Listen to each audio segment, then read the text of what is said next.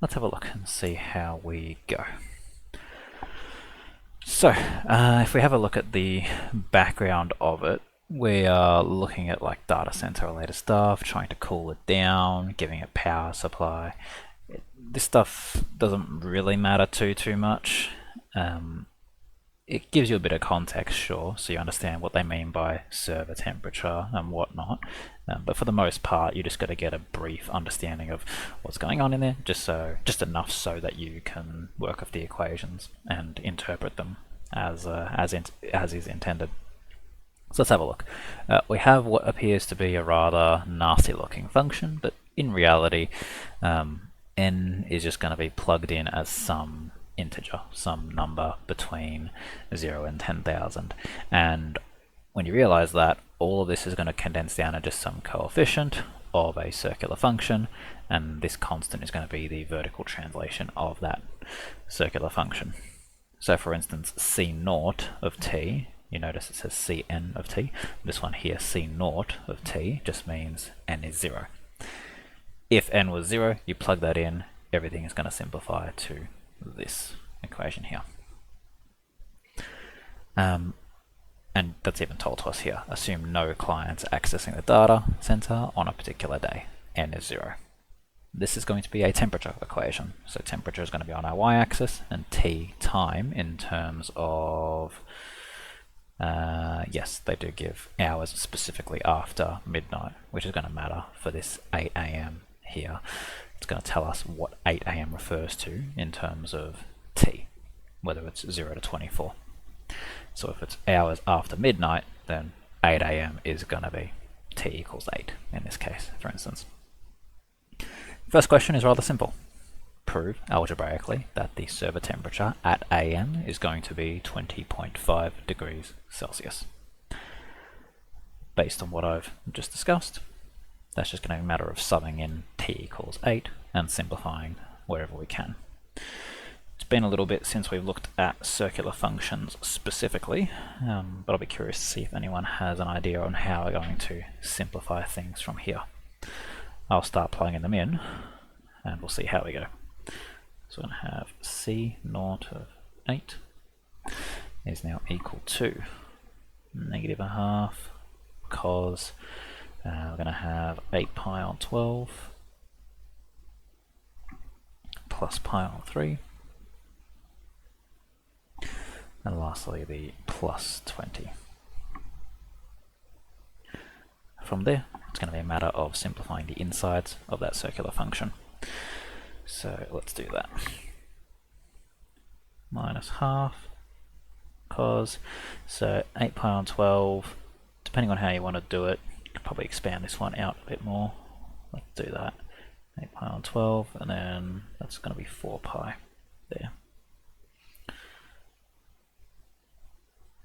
Lastly, minus half cos, so having 8, that's 12 pi on 12, so just pi. Now we get to the potentially hard bit. We got to simplify what cos of pi actually is, because our goal is to get it to a number, right? We want to get it to the number 20.5.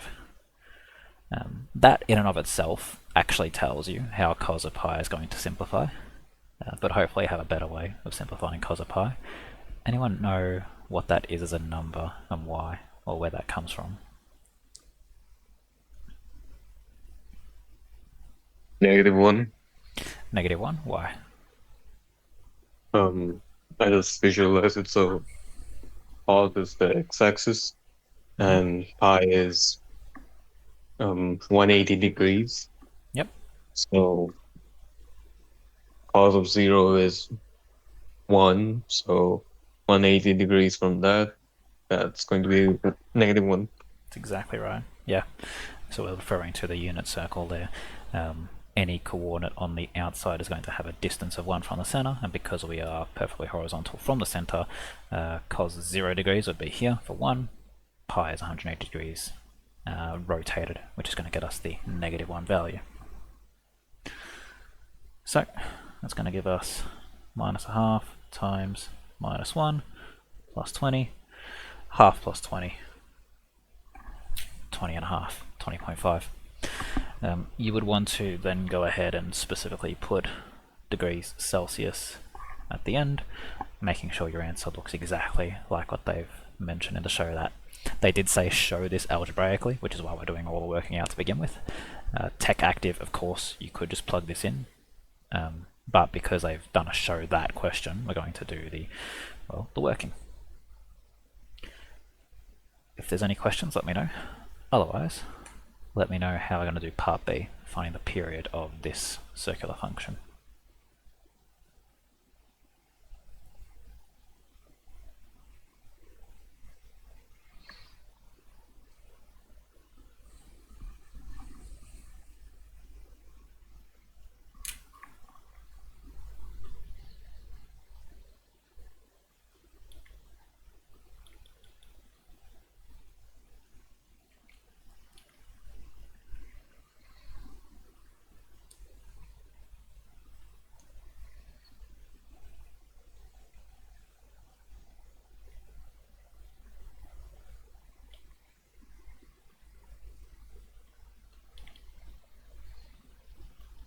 Period of a circular function is a very specific thing.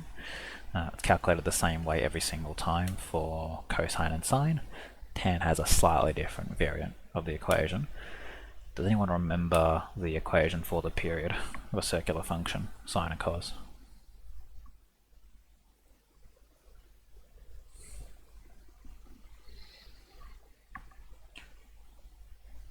Capital T is equal to 2 pi on n. That's not what we use. So where does n come from? N is going to come from here. So you have cos of n bracket x take h plus c. Right, these are your transformation terms that are for sine and cos respectively. And so effectively, whatever the coefficient is on the x, or I guess in this case on the t, is going to be what you substitute for n.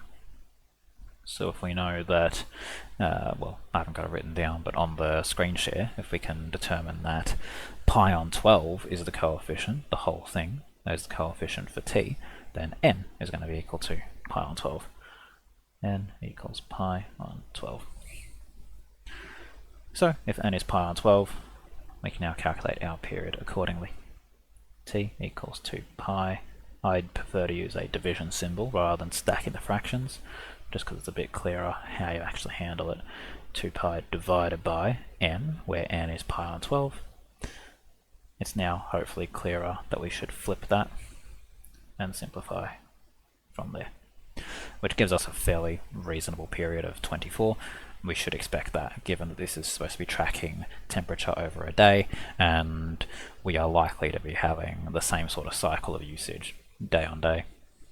Although, maybe in the real world you'd expect spikes on the weekend, depending on who this data center is being used for. You know, servers of games, for instance, would likely see a rather major uptick on weekends. But anyway, that's just a bit of interpretation. That's calculating the period. Very straightforward thing. It's got an equation for it, for sine and cos specifically. Next up, state the range of temperatures for the server on this particular day. Range is a pretty useful keyword. It means exactly what you think it means, hopefully, in the context of the functions and relations ranges, because we know temperature is on the y-axis. So our goal is to figure out what are the possible y values, what are the possible temperatures for this function.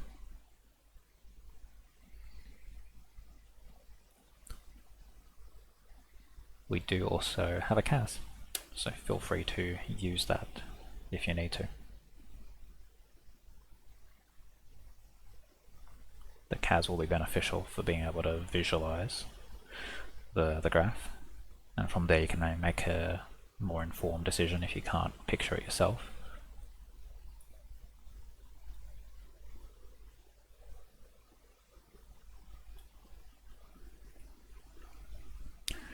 Welcome Taihan, we are up to part C, stating the range of temperatures. I'll put that in the chat.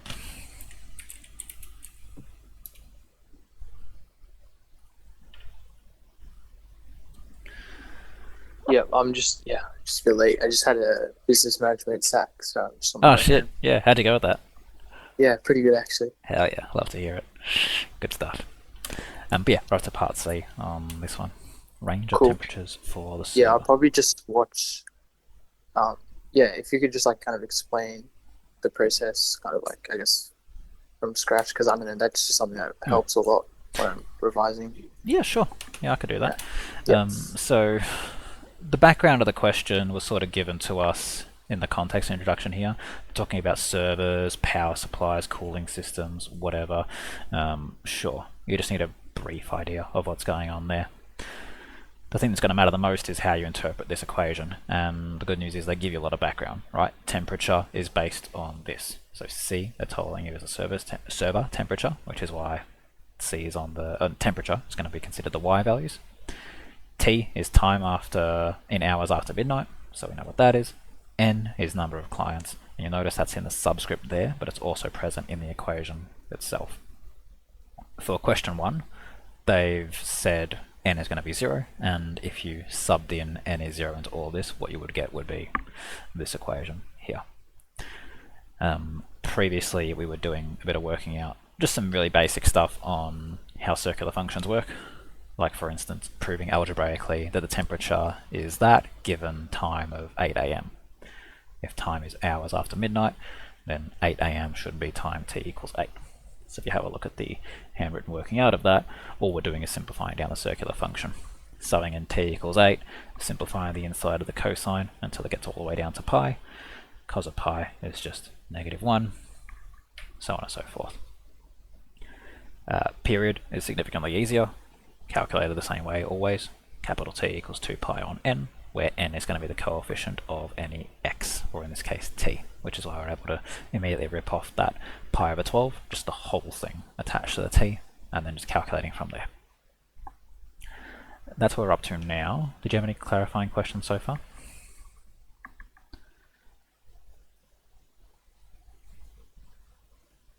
Cool.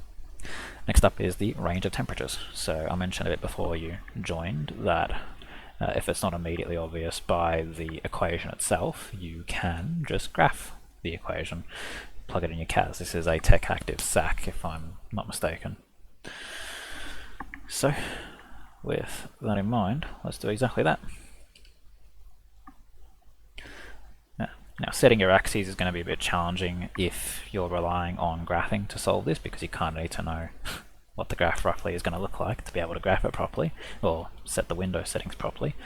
This is a circular function with a vertical translation of 20 and an amplitude of 1/2.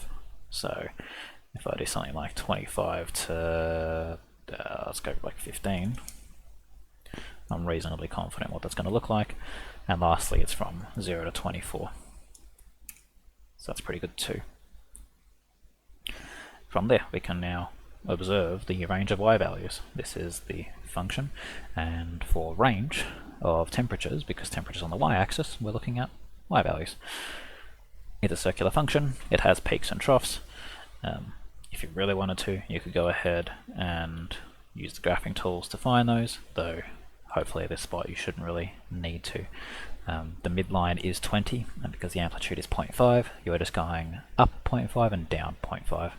That's why the peak is going to be 20.5, and the trough is going to be 19.5.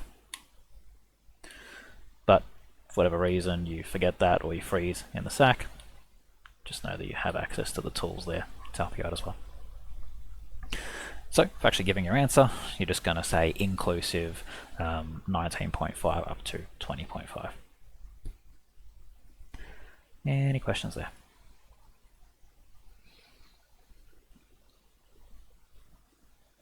Cool. Sketch the graph. Well, look at that. We've already got it. CAS enabled. This is CAS enabled? Part B. Yeah, Part B is a CAS thing. There you go, CAS calculator. Cool, we're happy. Yeah, sketching the graph. Well, we've already kind of done a decent amount of that already. Sketch from 0 to 24. Label endpoints, maximums, minimums. Well, we've got our maxes and mins. Endpoints is where things are going to get a bit more challenging, because we do have a horizontal translation. We have a It's not quite a pi on 3 shift left because we do have to take that coefficient of pi on 12 out the front to reveal what the actual horizontal translation is going to be. But it's likely, without doing the actual calculation, it's likely that we're not just going to be able to have the nice and neat endpoints like we would usually have. Which is fine, because all we got to do is sub in and see what comes out. 0 and 24 are the values, and actually 19.75, yeah, okay, so it wasn't quite the midline, it's a little bit below the midline.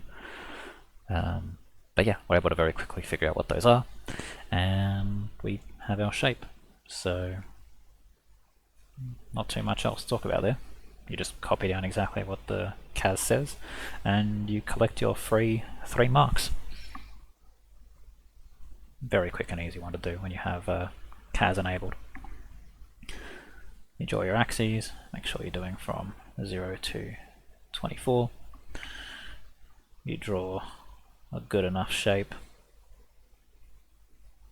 Use a ruler in your actual thing. I would rather not use a ruler on my phone screen, so let's not do that. Labeling our peaks and troughs, using a dot there just to be super obvious what you're doing. Use the full coordinate, 8, 20.5. This one was 20, 19.5. And then the endpoints were both 19.75. 24, 19.75. 0, 19.75. I think that's all you should need. Endpoints, max, min in the coordinate form. Let me just take the marking scheme. Yeah, they didn't even bother doing it. They just did it on the CAS and then copied that down in the marking scheme. Awesome. Alright, that one's easy enough. Part E is going to be a refresher on a certain concept. Find the average server temperature between 8 AM and 8 PM. Average server temperature. So if server temperature is on our y-axis, that means that, in other words, this is find the average y value between 8 AM and 8 PM. That is a concept we looked at in calculus. Does anyone remember what I might be referring to there?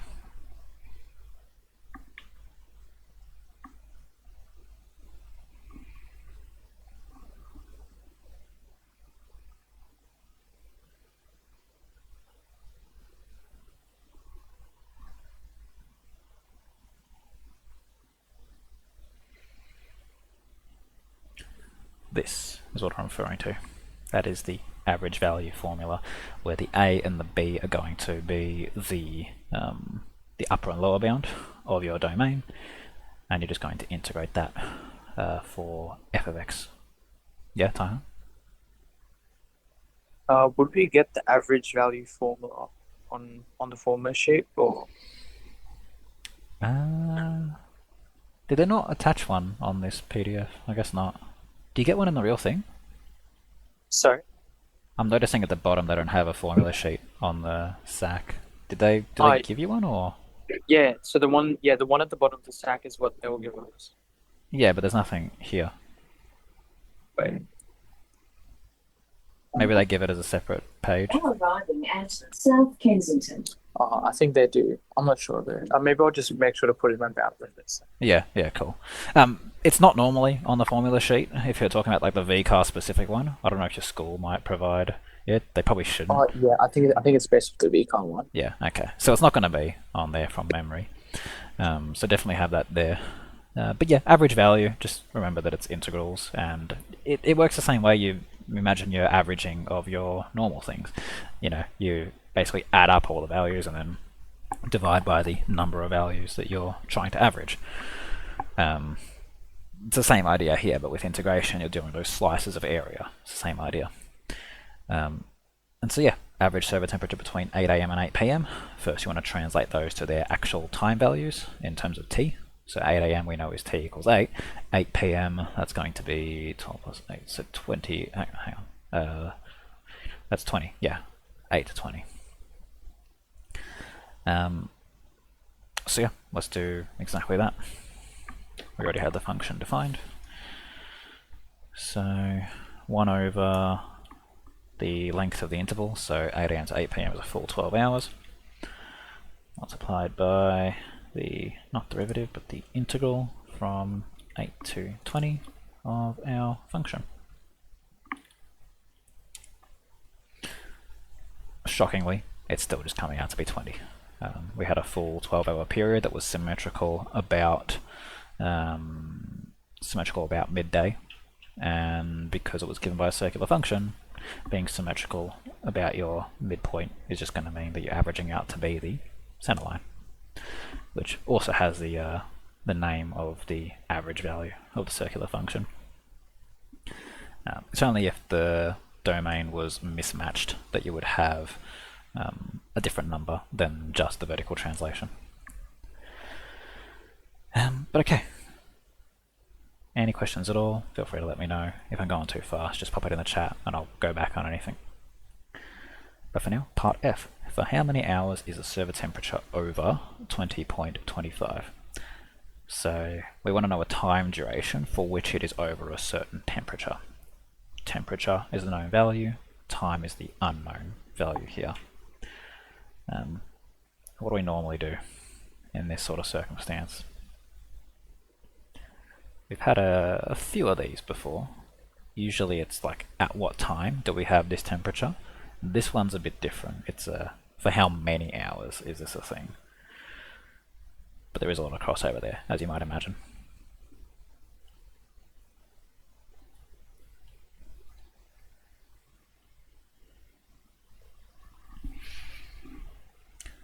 One of the first things I'd be doing is just observing it. So for how many hours is the server temperature over 20.25? Well, if that's a temperature value, a y value, I can just graph that and see what my cutoff is. And I can see quite clearly that it's going to be over from there to there, wherever it's above that red line, above that temperature. So if I want to find out how long it's over that temperature, and time is on my x-axis, I just want to know what are those two cuts right there. They may or may not be nice values. If you want, you can use the intersection tool to get them, though they will come out as a decimal, unless of course it is a whole number, in which case you're happy. So that one's going to come out to be 12, which means this one's probably going to come out to be 2. I'm just kind of eyeballing that. 4, okay, yeah. It's going to be symmetrical either side. 4 to 8, oh yeah, that's right, it's plus 4 each time. But yeah, so from 4 to 12, that's going to be your time duration, so that'd be 4 a.m. to 12 p.m. But we're not looking to give the time specifically, it says for how many hours. So we're just going to convert that to how many hours it actually was. So 8 hours. Any questions there? Just taking this value of 12, subtracting this value of 4, because you want to know what is from 4 to 12. Next up, part G. It's basically the same question, but we're now doing it in the reverse. We now don't know what the temperature was, but we do know that it existed for 6 hours. It was above that temperature for 6 hours. So already, because we know that this one was over it for 8 hours, we know that whatever k value we're going to have is going to be a little bit bigger than 20.25. It's got to be a little bit bigger because we want a shorter duration. Now, as for how we're going to get there, there's probably a couple of different ways you could do it. There is one that's jumping out to me though. Before I give my 2 cents on it, does anyone have an idea on what we might be doing to try and figure out the time duration? Oh, sorry, the temperature for which we have a specific time duration of 6 hours.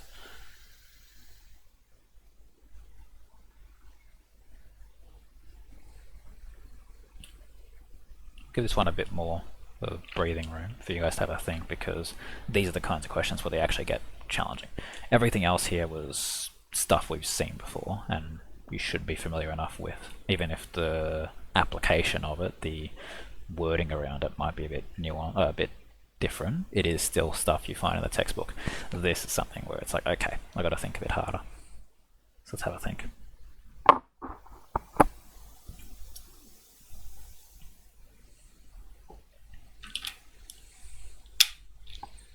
The hint I gave with it, with the value needing to be above 20.25 is going to be important here, I think, because it tells you that, well, okay, I know no matter what, it's going to be a little bit above.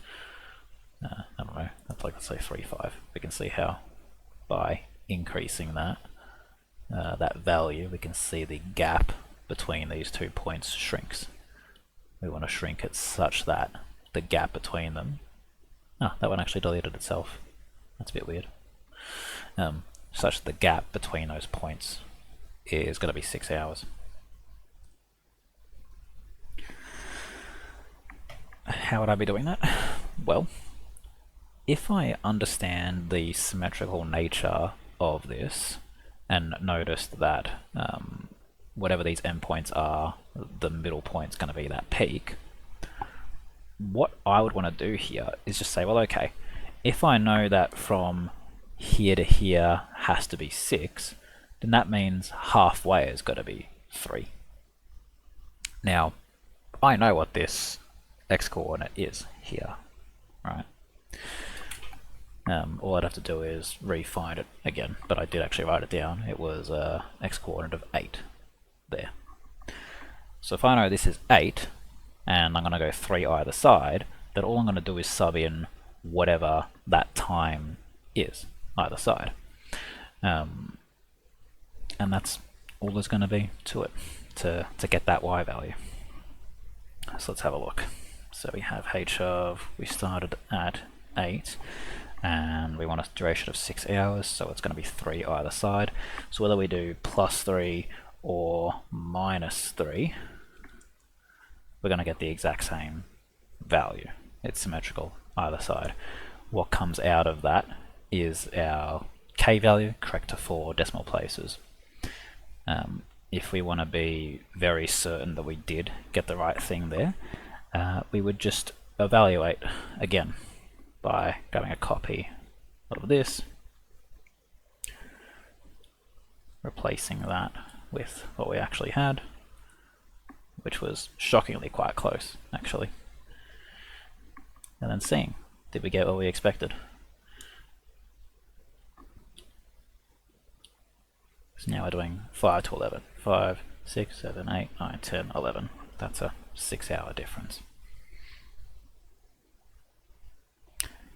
Giving it to 4 decimal places, of course, just, yeah, read it off. So in this case, it's going to be 20.3536. Is what that one would end up being. That one there was worth 2 marks. How do you give your equation there? Probably, but at least using the method that I mentioned, you would be saying something about the symmetry of the nature, being like, okay, I know my peak is here at, what was it again? 8, something like that. So one of the equations I'll be doing would be literally saying, okay, well, if I want 6 hours, that means 3 either side, and starting to show a bit of that working. I'm going to check the marking guide just to make sure. Okay, so 1 mark was for recognizing and showing a method, and 1 mark was for the answer. So yeah, more or less what I said there, showing whatever your method would be there. They suggested find local maxima. Yeah, okay, they suggested the exact same thing. Any questions on that, using the symmetry of how the circular function works?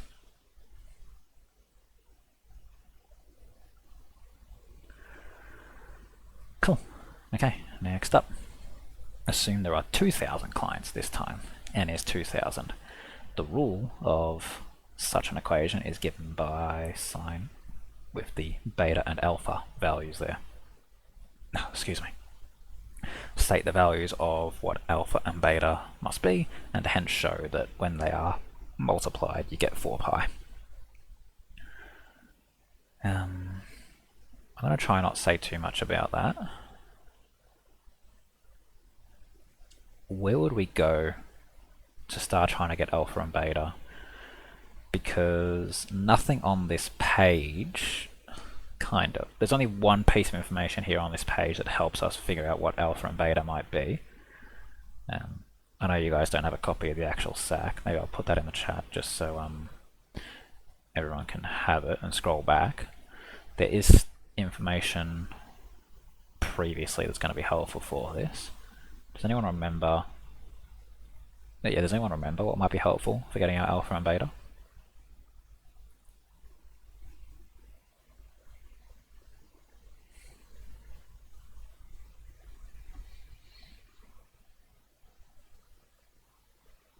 This will be. So we have this generic formula predating all the questions. So we know this is global information that we can use at any given time. This is the generic equation for any value of n and any value of t. That gives you the temperature for those parameters. In question 1, we were told specifically n equals 0. In question 2, we're told n is 2000. So rather than having it spoon-fed to us, we're now going to actually create the equation itself. Although, this one just says state, I think. Yeah, state the values of a and b, alpha and beta. So, we don't even really have to do the algebra. We just need to plug this in the cas and set n equal to 2000. And then just look at what happened and go from there. Did my cas just kill itself? Wait, Chris, could you scroll back to the question we're doing now? Yeah, yeah. Let's go through. We're up to question 2a here. Okay.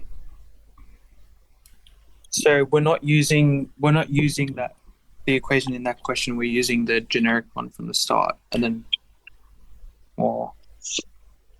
And then So I just was clarifying your method.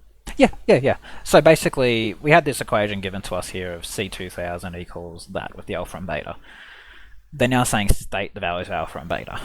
And if we look at all the information in here, well, only thing we're given beyond just declaring that alpha and beta exist is this n equals 2000. And so we think, okay, we've got to remind ourselves what the hell was n got to do with any of this.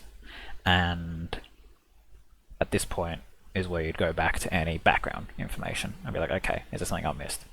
Don't go to question 1 stuff, because anything pertaining to question 1 is quite clearly separated by these borders. Right? Nothing in here is going to be relevant to it. Although it can help you a little bit, just make sure you're not using information from that. It's separated. Okay. Yeah. That makes more sense. Cool. Okay. But since this one's above the header, this is just background information. This is the generic version of that. And so all we're going to do is, well, I would like to define n as a particular variable. That way I can change it later and have my equation update. Because it sounds like what's going on here is they're going to test different values of n, see what happens, and then ask some questions on that. So it'd be nice to have an equation written in such a way where I don't have to keep rewriting the whole thing. So let's have a look. So it was 4n plus 10,000. N take 20,000. That was times the cosine of... Actually, that just stays the same no matter what. Cosine has nothing to do with the n. So we have pi on 12x. We're subbing in x for our time. Plus pi on 3. And the vertical translation is what has the n in it. N plus 10,000, that's 100,000, let's not do that one. 500. Because n's already defined, if I then go ahead and reprint g of x, we are happy to see that it's actually converted it down. Now, we're going to notice a little bit of a challenge here, which is we're given a sine instead of a cosine. So we need to figure out how in the hell do we change sine to, or cosine to sine. There's probably a couple of things we might be able to do here. One is use our own bring in an understanding of the trig relationships, how does sine convert into cos and vice versa. Another thing could potentially be a CAS solution to this. I wonder if this is going to work. If I go ahead and force that to be equal to sine of pi x on 12 minus b plus a, is it gonna know enough to do that? Kinda.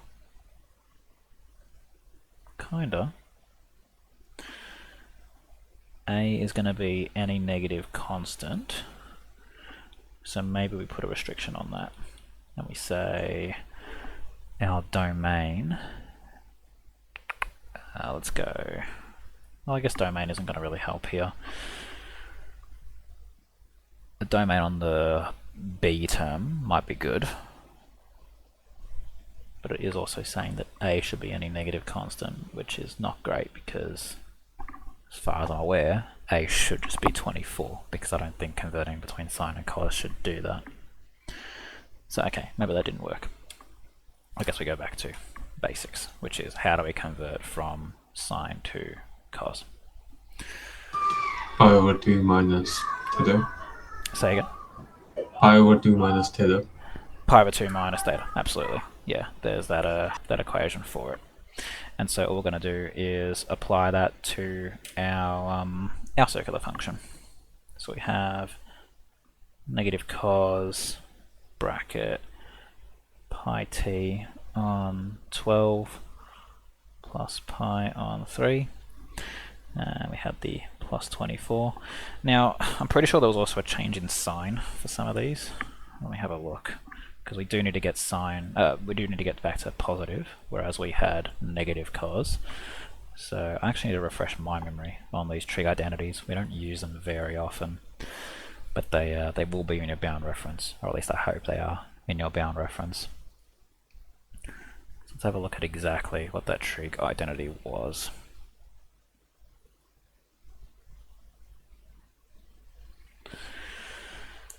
Okay, so we're trying to convert our cosine into a sine.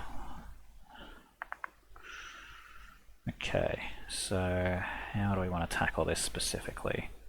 Not using the ones that have the same values, the same positive and negative, but this, because that's the only way we're going to flip from having a positive to a negative, or vice versa. So, okay, what are we going to do from here? We need to rewrite this in such a way where we have a plus pi on 2 in there, and in order to do that we're going to have to introduce both a plus and a minus. So let's go ahead and do that. Negative cos pi t on 12. If I want to make this pi on 2, let me just CAS solve that actually.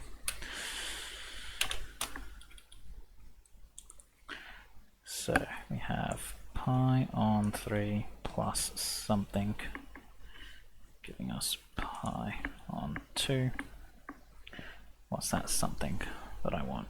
Pi on 6. Okay. So I want to both plus and minus pi on 6 and include the original plus pi on 3. Plus 24. Okay, now from there I should be able to combine my terms. Pi t on 12, leaving the minus pi on 6 in there, and then the pi on 6 plus pi on 3 should now combine into the pi on 2 that I want. From there I'm going to declare a substitution. I'm going to say theta is pi t on 12 minus pi on 6,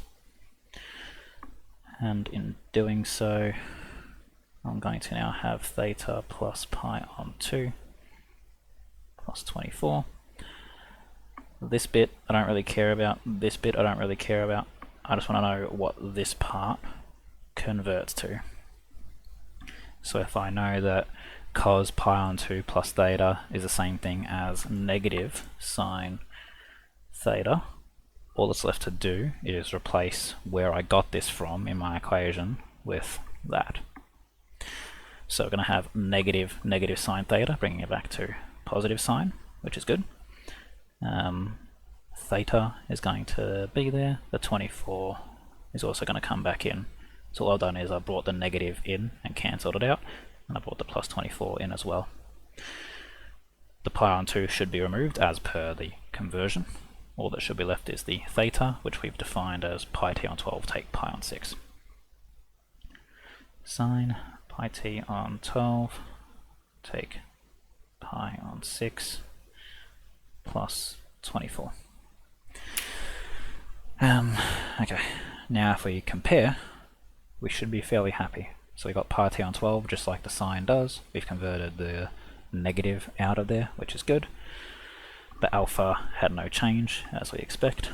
So alpha is 24, and we're subtracting beta. We're subtracting pi on 6. So beta pi on 6. Hence, so that they multiply up to 4 pi. Well, let's find out. 24 over 6, 6 fours are 24. So yeah, that's going to product up nicely. Alpha multiplied by beta, 24 pi on 6, which is indeed 4 pi. That, I believe, is a relatively nasty question. Curious if that's what they meant us to do. Go through all of that. That is exactly what they meant us to do. Yes, they, yeah, that whole idea of splitting the value up so that you get your pi on 2 in there. Cool. So I just kind of did that just so I could personally get my head around it. If like that's the reason I did it at that pace. I'm now going to try and explain it in a bit more detail as to what was going on there, hopefully a bit clearer. So first things first, we identified that n was 2000, and the only place that n existed was in that generic formula, so we got our CAS to just print out, hey, what's that formula? And we've got it here. Right, we defined n as 2000, we got this. Problem is, we didn't really want that, we wanted the sine version of that. Now maybe the CAS can convert from sine to cos. I can look at that in a bit more detail and try to figure that out, but for now, if I'm pretending I'm doing the SAC for real, I'm not going to try and dick around on the CAS and try to figure out how to force it to happen. I'm just going to revert back to using my own brain, I guess, for it. And so from there, I'll be looking at my trig identities in my bound reference, which we needed to choose fairly wisely. We had a lot of quarter period formulas. These are the only places in the bound reference, or at least in my notes, where we have conversions between sine and cos. That was the whole goal, right? We wanted to make it look more like what's in the formula provided to us. We have so many options here. We could be focusing on the sine and making it the cos. We could be focusing on the cos and making it look like the sine. How do I know which one to use? It comes down to being very specific with what you want out of it. We have negative cos. They have positive sine. So I need to figure out a way to flip the signs. And although this is backwards, this one's negative sine and that one's cos, it's not that I need the cos to be the negative and the sine to be the positive, because that's easily doable. You just multiply both sides by -1. It's that I'm really just thinking about the flip of signs. Is there an equation that converts from sine to cos, but also flips the sign of it as well? So that's one that I picked out of all these possible ones. I'll pause there, because that's the most important bit. Selecting which of these identities we're going to be using. Is it clear enough why I chose that rather than any of the other ones here? So could you re-explain that again? Yeah, I can. The fundamental issue. The CAS, when simplified, gave us a cosine, which is correct, but the rule we're trying to compare it to is a sine. Right, so that's the one given in the question 2 itself. That's our fundamental issue. So the CAS might be able to fix that. I'll have to look into that, but for now, assuming that it can't, we have to now move on to our trig identities to figure out how do we convert from sine to cos. These are the only ways in which, at least the ones I've written, that convert between sine and cos. There are others, they're not super useful because methods just won't teach it or use it. Like if you're doing spec, for instance, you'll come across more trig identities that do this sort of thing. But these are the ones that we've got. There's 4 options there. How do I know which one I need? I know which one I need based off of being very specific with what I'm trying to do. I'm noticing on the CAS it has negative cos there. The negative is attached to the cosine itself, whereas on the SAC it's positive sine. So I know not only do I have to flip from sine to cos, I also have to flip it in such a way where it goes from negative to positive, or vice versa. The only one that does that is this, which is why I selected that one. Is that clear? Yep. Okay.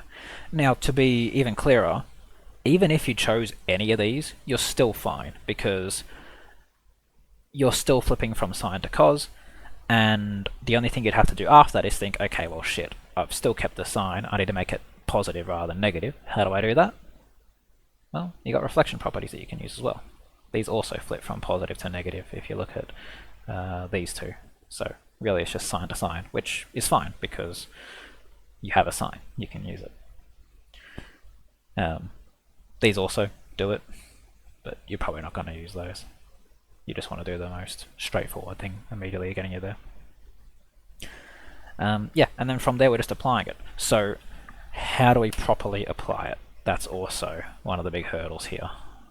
So what we've got to do is make what we have look as close to, or well, technically identical to the quarter period formula thing that we have, that we've selected.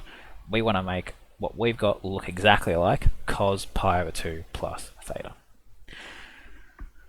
We don't have pi over 2, we have pi over 3. So what the hell? One of the strategies you can use in your algebra is introducing a term.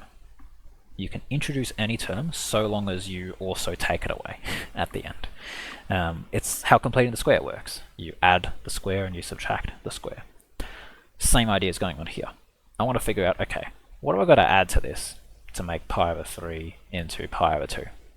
I just CAS solved that to get pi over 6 because I didn't want to mess around with the fraction math. Because I've added pi over 6, I've got to subtract pi over 6 to maintain the equation itself. From there, I'm selectively grouping things in such a way where I get the pi over 2 that I need. Right, I'm going to add the pi over 6 to the pi over 3. That was the whole bloody point. Next, to make it look as easy as possible, just use a substitution. We say, cool, I got something plus pi over 2. That's all my quarter period formula says. Theta is just a variable. Yes, it's an angle, sure, you can think of it that way, but at the end of the day, it is a variable. And the variable can be whatever it bloody well wants to be. So, sub everything else in as theta. And when you do that, and you just look at what's in the cosine, yes, you can put the negative on there, and yes, you can put the plus 24, but ultimately, we only really care about what we're converting the cosine into. What's its equivalent? Once we do that, then we tack on the other bits on the end. We know that cosine of theta plus pi over 2 goes to negative sine theta. So, we do exactly that. We write sine of theta, and then plug it into the spot where the cosine went. The negative comes in and cancels out off of that. The plus 24 comes in because it's just a constant. From there, we have theta, and we know that theta, as per our substitution, was that. From here, it's just a matter of comparison. Right? We have exactly the format we wanted. We have sine of pi t on 12 minus a number plus a number at the end. So we just directly compare and then prove that we got the right ones. Big nasty question for a part A. Luckily, in fact, they didn't even give you the alpha and beta anyway, so you can't even use it for the next bit. That's so nasty. Holy shit.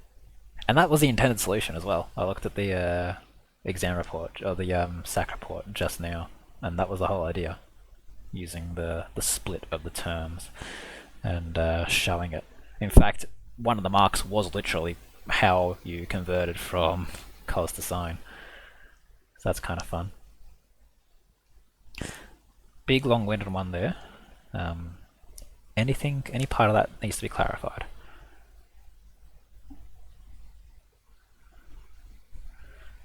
Okay, cool. Part B. Server temperature exceeds some temperature X for a total of 120 minutes across the entire day. It is still a circular function at the end of the day, so we're probably not gonna, it's not gonna matter too much, I don't think, that it's across the entire day. But I guess we'll find out, because the period's still 24 hours. Find an expression in that form for X, where X is the temperature. This, I believe, should just be the same question as G. We're still finding a temperature, duration of 120 minutes across the day.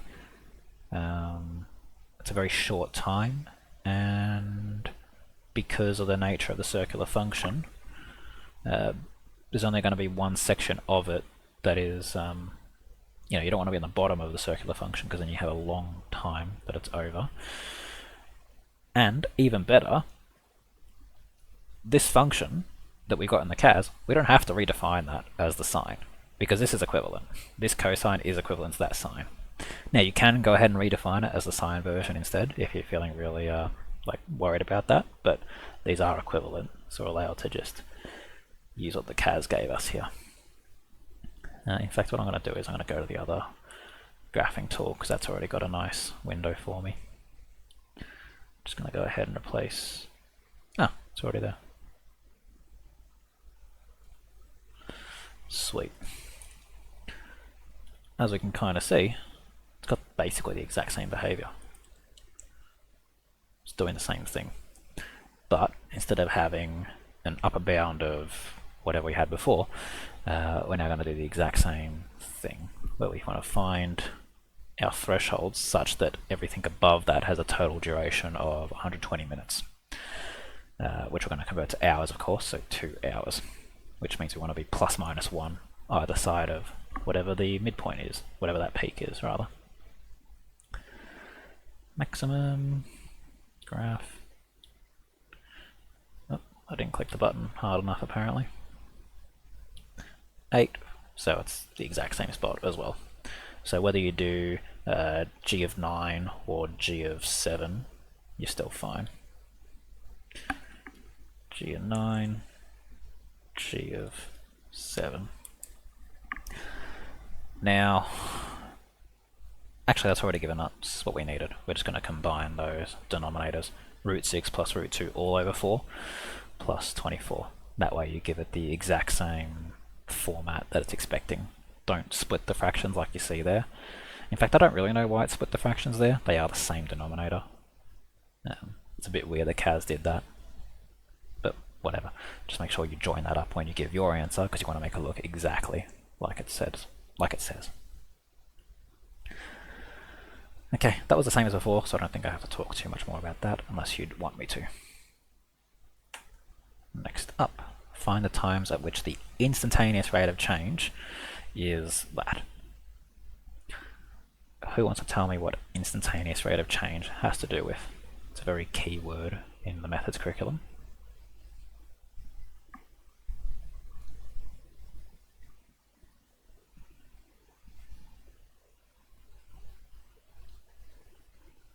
It refers to a very specific thing.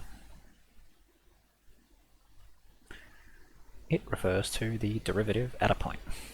Instantaneous rate of change just means the gradient at a particular point. So when it says find the times at which the instantaneous rate of change is pi on 24, we want to figure out when the derivative is equal to pi on 24. This should be a one-liner. CAS solve derivative of, this is g this time, g of x is equal to pi on 24, comma, now we do want x in this case because it's for times, and we do want to give a domain again from 0 to 24 because we'll notice that the period is still in fact 0 to 24. That's going to give us our times right there. Now it says times, so we're going to convert those t values into the actual times themselves.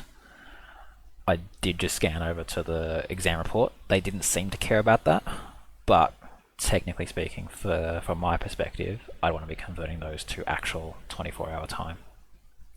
So whether you do 2200 or whether you convert that to, what's that, 10 p.m., that's a little bit more accurate than just giving the time values t equals. But this SAC decided it was fine. Next up, part D, find the time at which the instantaneous rate of change is largest. So we know that the instantaneous rate of change is derivative. So this just says, figure out when the derivative value is greatest. Yeah, Tahan? But I'm just taking a stab in the dark. But for this, would you just graph the derivative? Yeah, graphing the derivative sounds perfectly fine to me, because you're observing where the y values of the derivative are. Nice. And then, so you're graphing the derivative, and then obviously you have your domain so you just look at the highest y value of the graph derivative from the domain. Yeah, precisely. Right. Okay, cool. Yeah, I can mess around with the actual domain itself, but I feel like it's fairly obvious that it's just going to be that, but let's just make sure there's no nasty surprises. Oh, maybe there is a nasty surprise there. Let's go ahead and yeah, let's figure out what both of them are. So using max, it's going to get us a decimal number, which not great because we want to give it, oh no, it's a time actually, and the time is a whole number, so that's fine. We didn't actually need to give what the value of the gradient was, we just needed to know what the time. I'm going to compare it to this, and let's see. Yeah, that is indeed lower, right? Because we can see the y values at 0.22ish. This one's 0.26. So you would just record the answer as time for 2. Yeah, my preference would be to say 2 a.m. specifically. 2 a.m. Yeah. Yeah, but they actually still accepted t equals 2. Okay. So that's still fine. At least in terms of your SAC, I would still advise giving it time in AM, PM. Average rate of change of temperature. Average rate of change over the first 8 hours of the day. There's a couple of ways you can do this. Average rate of change does mean like drawing a straight line between the two, right? So like if we go back to our g of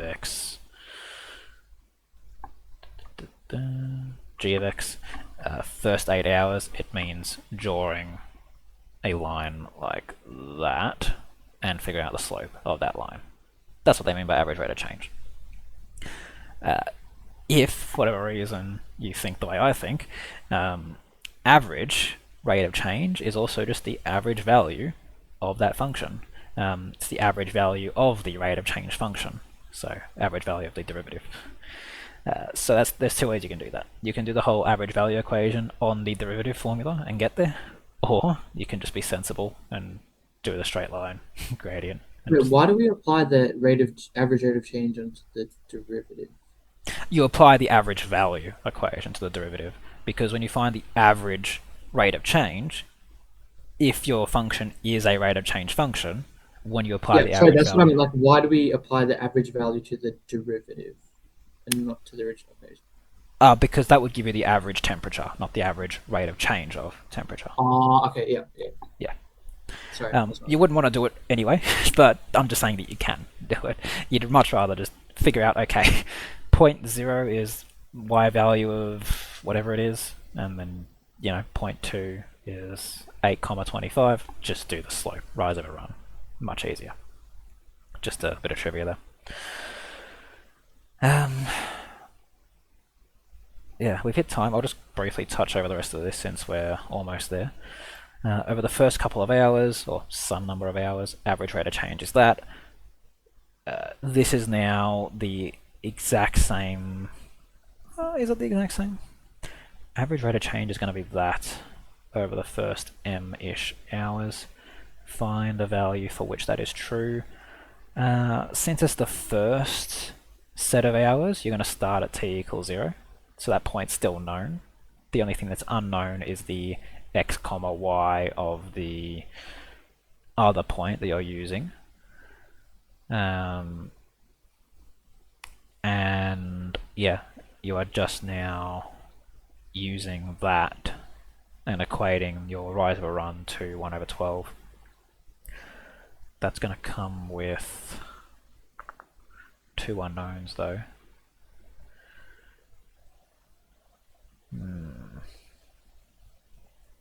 Haven't read a change, because if you do that, you do your y2 take y1 and x2 take x1. Y2 take y1, whatever y1 is. I'll just use c for some constant that we know. X2 take 0, because we're using time t equals 0 for it. You now have 2 unknowns, and those equal 1 on 12.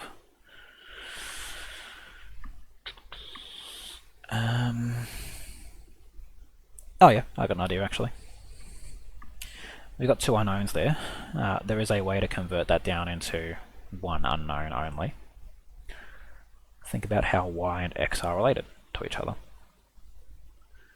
If anyone has to go, by the way, feel free. Just thought it'd be interesting to cap off on how we do these. There is a way to convert our one of these is going to convert into the other in a certain way. What is it that maps y to x? What is the relationship between a y and an x value?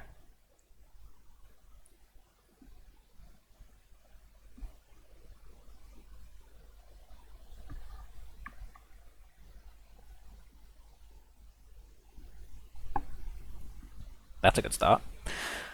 Y equals f of x, right? Our y value is the result of whatever we've shoved our x through.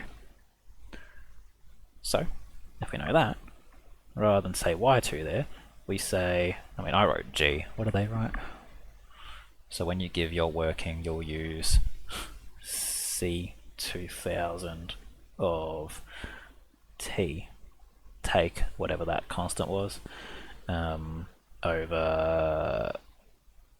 t. Now you've only got t in your unknowns, or in this case x in your unknowns. Equate that to 1 over 12, and you're able to solve for your t in that way. We use the exact same idea with the area things, where you have a curve, you have, a triangle, and they intersect the curve. You want to use the y equals f of x rather than just the y and x in the equation for maximizing area. That's about it really. Part D looks part G looks the same, except it's pi over 12 instead. That one probably doesn't exist just because they look the same. So I'd imagine, just based on the context of the question, that one may or may not exist. Any further questions or clarifications for me? Yeah, I was wondering if do you think it's worth it to have UDFs? I've heard that apparently the teachers at school, they figured out the UDFs that the tutors gave, but they've designed the questions that the CAS will blow up if you try and use the UDF to solve it. They've designed it in a way where it blows up, huh? Yeah, well, that's less. Found out the list of the tutor UDFs, made a list of them and designed the questions so the CAS just blows up if you try and use it. Yeah, that's just bad function writing on the part of the tutor. They shouldn't be able to break the function. You should have sanitation on your inputs such that it doesn't destroy your CAS. Yeah, look, I was debating whether or not to include UDFs in this sort of course, and I think just the main reason why they're not in here in this thing is because if you're reliant on the UDFs to do things, you're kind of just bypassing the fundamentals and the principles behind it. So if I just tell you, hey, here's a UDF for solving everything, you either needed it, and because you need it, you're reliant on it and can't do your tech free well enough, or you could use it to save some time, but at that point you already knew what you were doing anyway. So feel free to use them if you want. Just don't be like super reliant on them. Still understand how you would get to those spots if you needed to do it by hand. Yeah. Okay. Yeah. Cool. Yeah, that's about it. Anything else? If not, I'll leave you to enjoy the rest of your day, guys. Thanks for coming. Thanks, Chris. Thanks, have a good day. You too.